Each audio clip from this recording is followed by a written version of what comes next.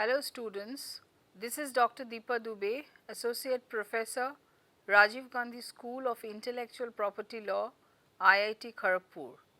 The module on which I will speak today is Rape Laws. The learning outcomes of this module are to make the learners understand the law relating to the offence of rape in India.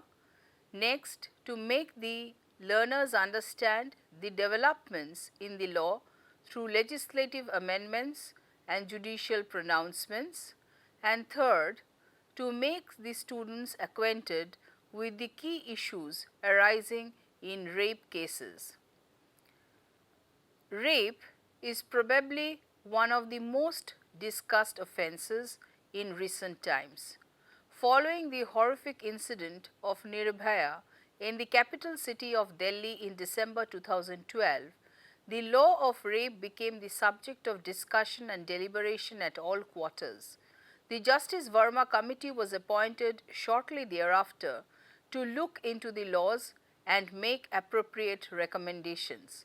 The Criminal Law Amendment Act 2013 was enacted thereafter, introducing pragmatic and long-awaited changes in the substantive and procedural laws. The offence of rape is listed in Chapter 16 of the Indian Penal Code 1860 under the heading Offences Affecting Human Body. It is an offence which has been categorized thereunder as a sexual offence. Rape is probably one of the most gruesome violations against the human body. It is an act of violence which subjects the victim to physical and emotional humiliation, besides pain, fear, and serious injury. As stated by the Supreme Court in Pushpanjali Sahu's case, sexual violence is not only an unlawful invasion of the right of privacy and sanctity of a woman, but also a serious blow to her honor. It leaves a traumatic and humiliating impression on her conscience, offending her self-esteem and dignity. Rape is not only a crime against the person of a woman, but a crime against the entire society. It indelibly leaves a scar on the most cherished possession of a woman, her dignity, honor, reputation, and not the least her chastity. It destroys the entire psyche of a woman and pushes her into a deep emotional crisis. It is a crime against basic human rights and is also violative of the victim's most cherished of fundamental rights, namely the right to life contained in Article 21 of the Constitution. So, how would one define rape? The word rape has been derived from the term rapio, which means to seize.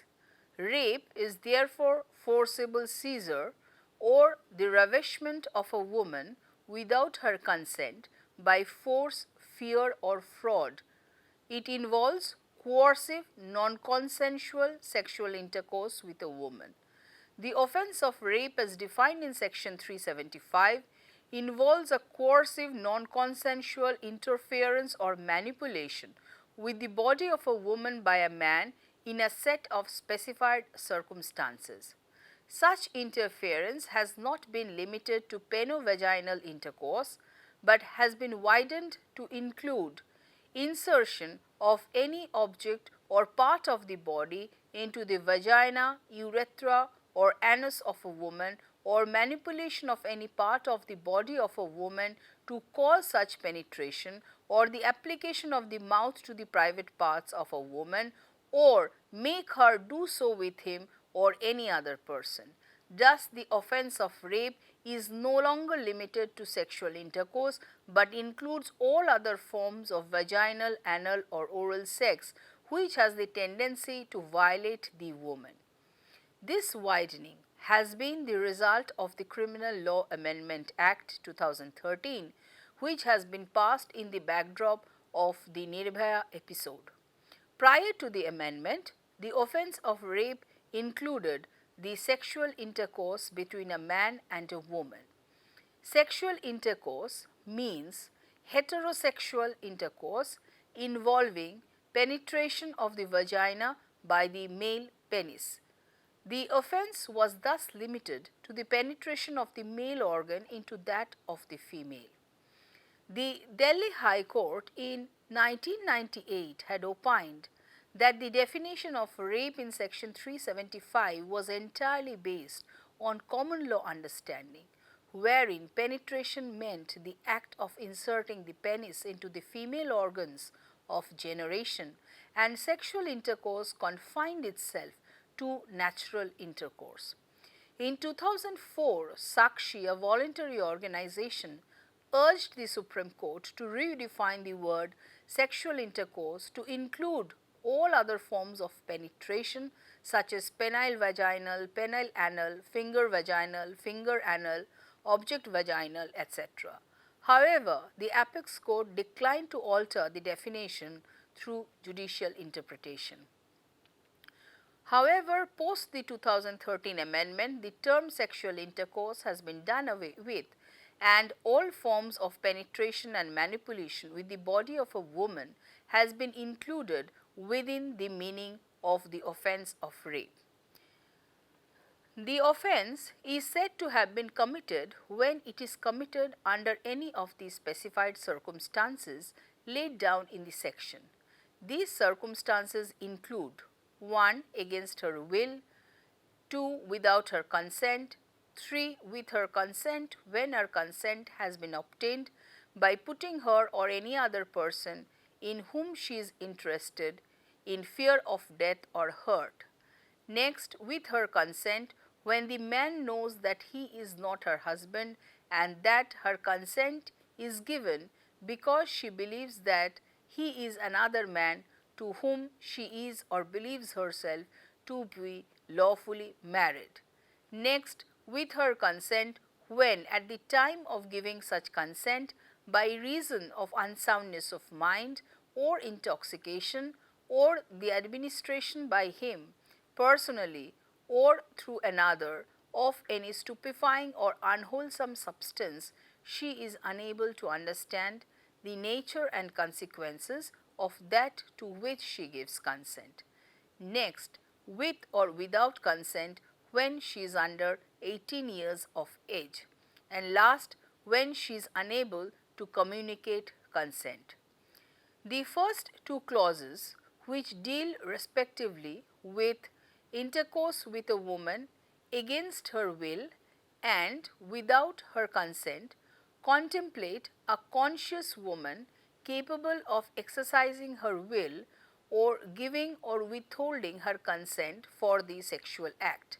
The next two clauses, which deal respectively with the consent of the woman obtained by putting her in fear of death or hurt or making her to believe that she is his wife, contemplate consent of a woman who is conscious but either afraid or under a misconception. The next three clauses deal with the consensual sexual intercourse with the woman who is due to either insanity or immaturity or disability, incapable of exercising her will or giving consent. Against her will. This is the first clause of section 375 IPC, which refers to a fully conscious normal person, one who is in full possession of her senses and reason and is capable of exercising her own volition. Every act done against the will is done without consent, but act done without consent is not necessarily against the will of the person.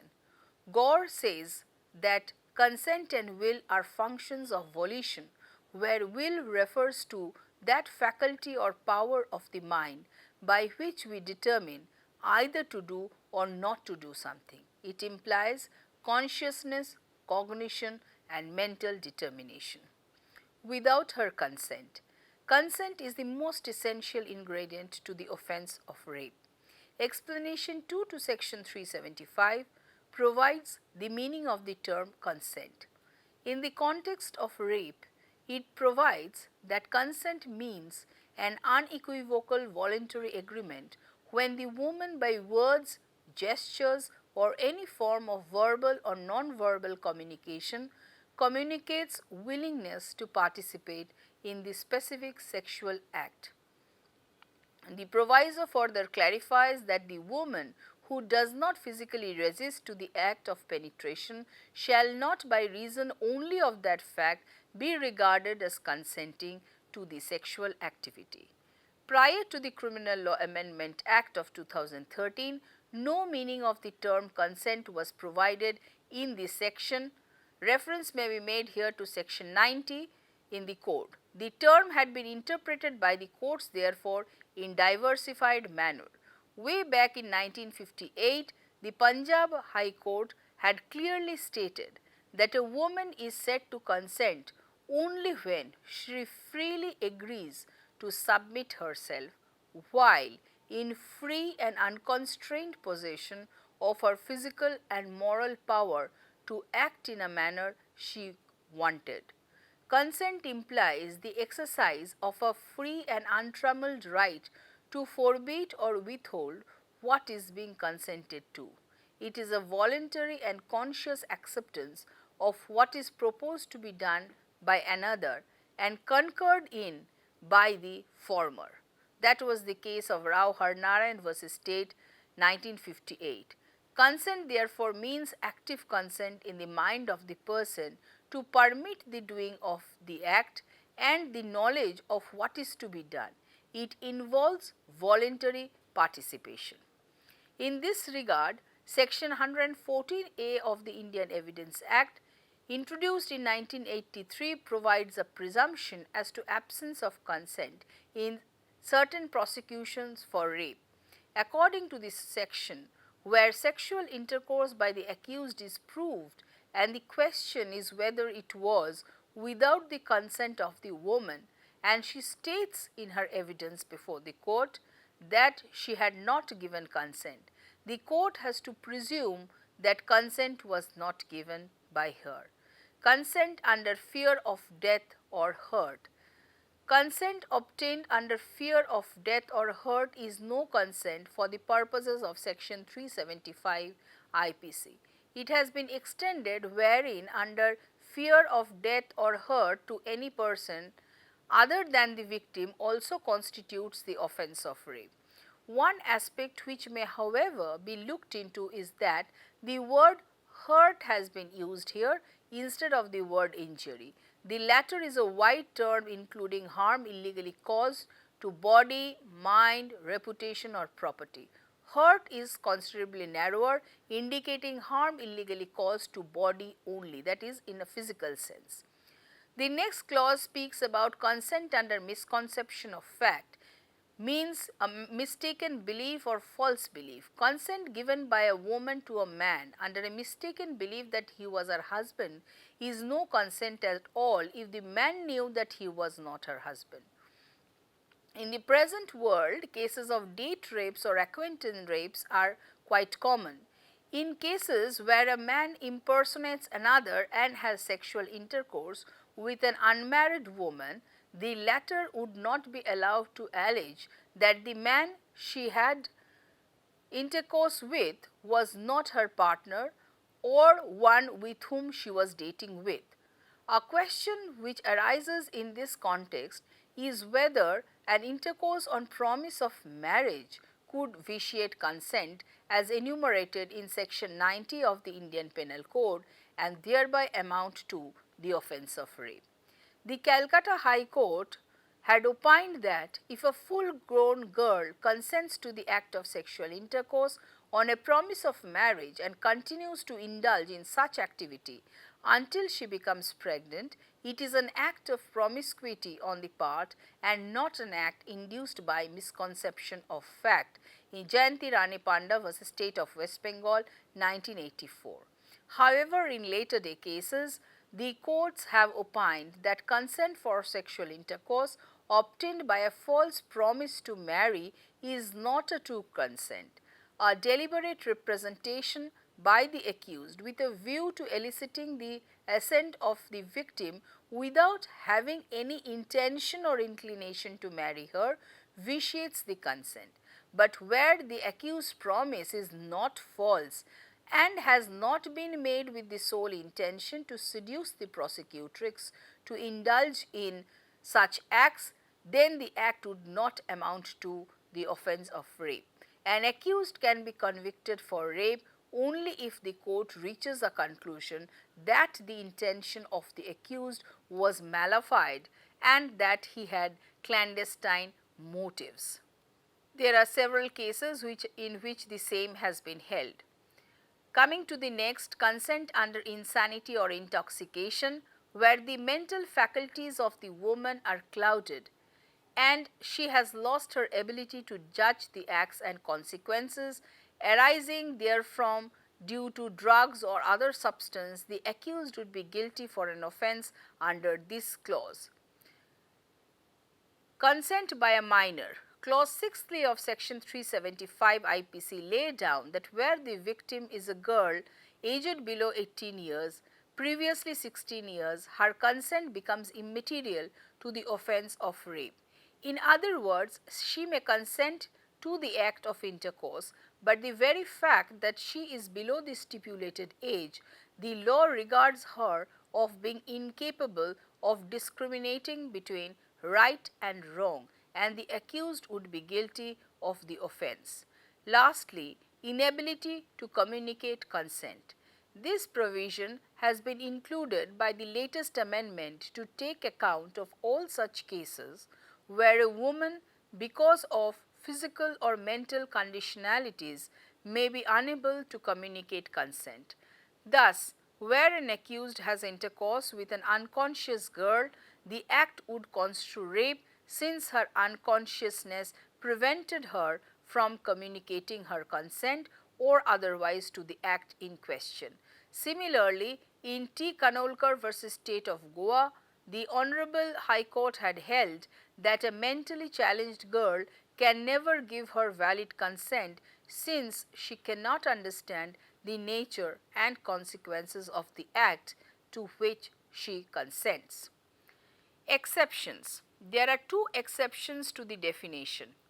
The first exception says that a medical procedure or intervention shall not constitute rape.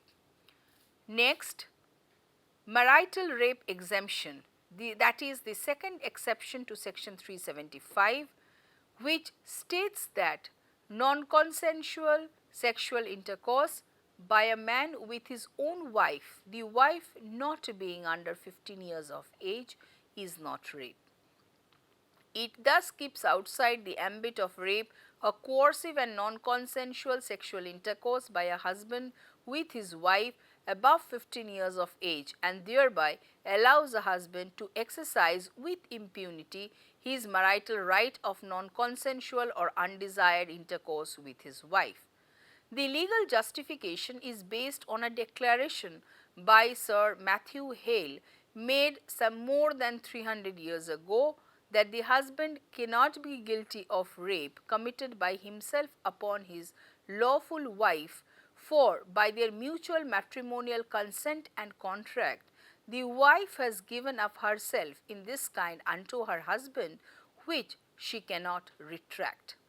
Scholars maintain that this exemption aims at the preservation of family institution by ruling out the possibility of fake, fabricated and motivated complaints of rape by a wife.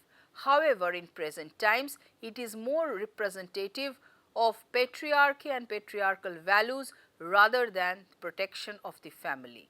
The term wife here refers to a legally wedded wife and excludes from its ambit a wife under a decree of judicial separation. In case where a forced sexual intercourse involves a man and wife who are judicially separated, the husband is liable to be punished for a term of 2 years, which may extend to 7 years, and fine under section 376B IPC.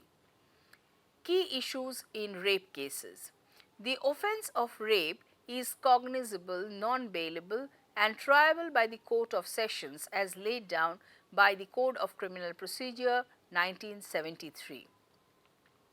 While the trial for the offence follows the same procedure as in case of any other offence prescribed under the penal code, research shows that such trials somewhat attain a peculiarity. In most cases, the trial revolves around the complicity of the woman in the offence in question rather than the culpability of the accused. The testimony of the woman, the injuries she sustained, her character are put to microscopic scrutiny in the courts of law, and the slightest lapse on the part of the woman makes her a consenting party to the offence in question. In this context, we may examine some of the core issues which have been established by the courts over the years to ascertain the exact position with regard to trials in rape cases. Delay in FIR. Section 154(1) of the Code of Criminal Procedure provides that every information given to a police officer of the commission of a cognizable offence shall be recorded. In case where the offence relates to one against women, including outraging of modesty or rape, etc., such information shall be recorded by a woman police officer and preferably at the residence of the woman, and the same shall be videographed. The Supreme Court has held that the provision of section 154 of the code is mandatory and the concerned officer is duty bound to register the case on the basis of information disclosing a cognizable offence. In cases of rape, however, there has been delays due to the refusal of the police to register the FIR. Sometimes delays have been due to the victim's own hesitation to file a complaint and thereby make the public the fact of rape. The Supreme Court has held that delay in filing FIR by the prosecutrix or parents in all circumstances is not of significance, but it must be well explained and the explanation must be tenable. Testimony of the victim and the necessity of corroboration. A woman who has been raped is not an accomplice. If she is ravished, she is the victim of an outrage. Corroboration therefore is not a sine qua non before there can be a conviction for the offence. In Gurmeet Singh's case, the apex court held the testimony of the victim is vital, and unless there are compelling circumstances, the courts should not hesitate to act on the testimony of the victim and convict the accused. To insist on corroboration is to equate a woman with an accomplice to a crime and thereby insult womanhood. Absence of injuries and consent. The Criminal Law Amendment Act 2013, by virtue of explanation 2 to section 375, has clarified that a woman who does not physically resist to the act shall not, by the reason only of that fact, be regarded as consenting to the sexual activity.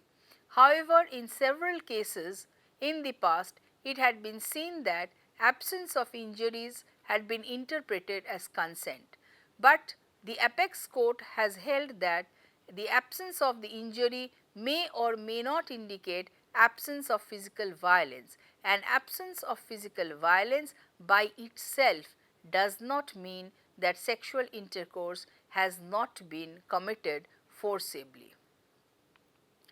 Coming to medical examination of rape victims, it is a very crucial aspect in a rape case. Medical examination of the victims help the court to ascertain the fact of sexual assault on the victim.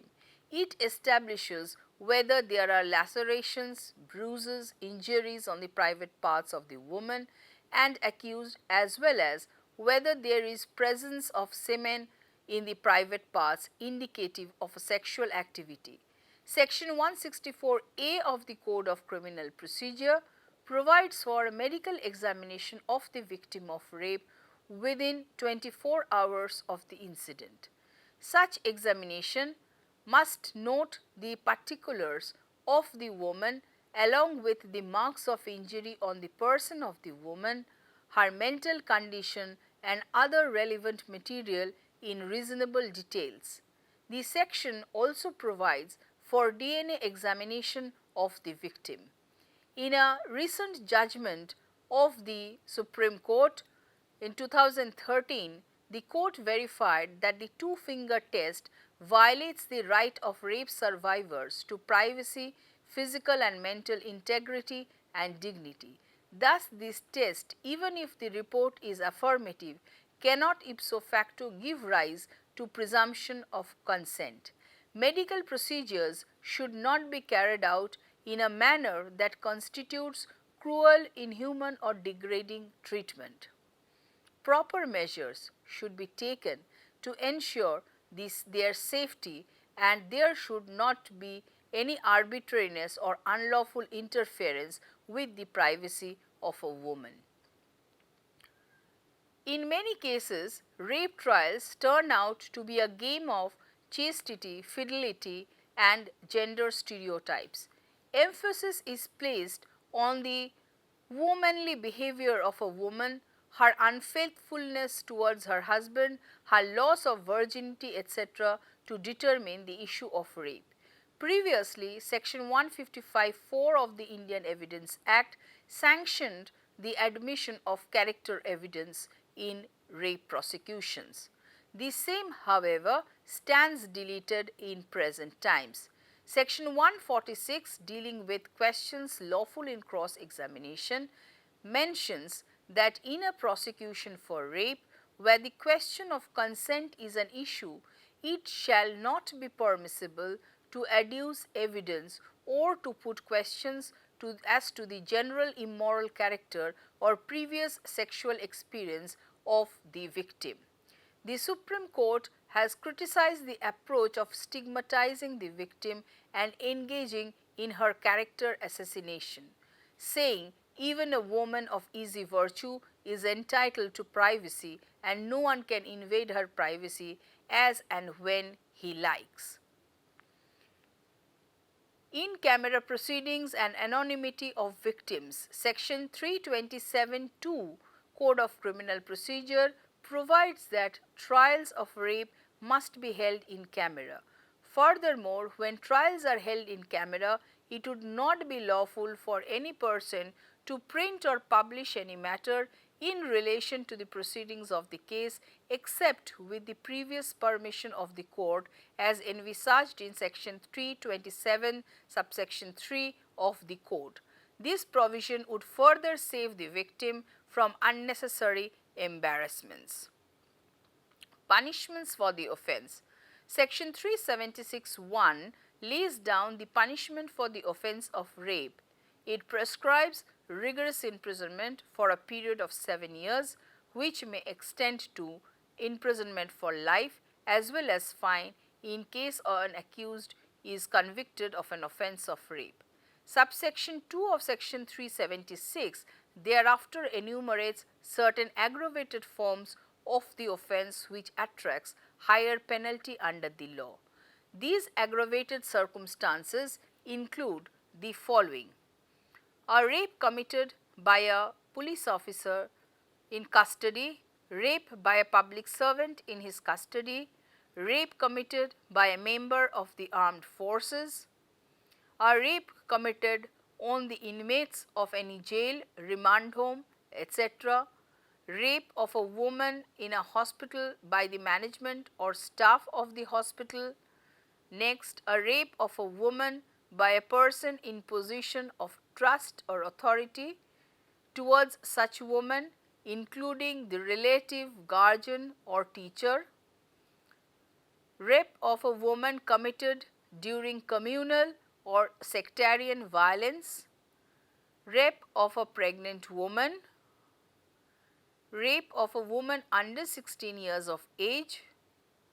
Rape of a woman incapable of giving consent. Rape of a woman by a person in position of control or dominance over such woman. Rape of a woman suffering from mental or physical disability. Rape which causes grievous bodily harm or maims or disfigures or endangers the life of a woman. Rape committed repeatedly on the same woman, in all of the above cases, the offence shall be punished with rigorous imprisonment for a term not less than 10 years, but which may extend to imprisonment for life. It has been further explained that the latter shall mean imprisonment for the remainder of the person's natural life. Section 376A D E lays down further instances wherein the offence of rape attracts a higher penalty under the law. The first two entails situations where the offence proves dangerous or life threatening to the victim and her well-being, while the last one includes such offenders who are a menace to the society and need to be secluded by way of custodial sentence from the society. In all such cases, the punishment shall not be less than 20 years, but which may extend to life and even death.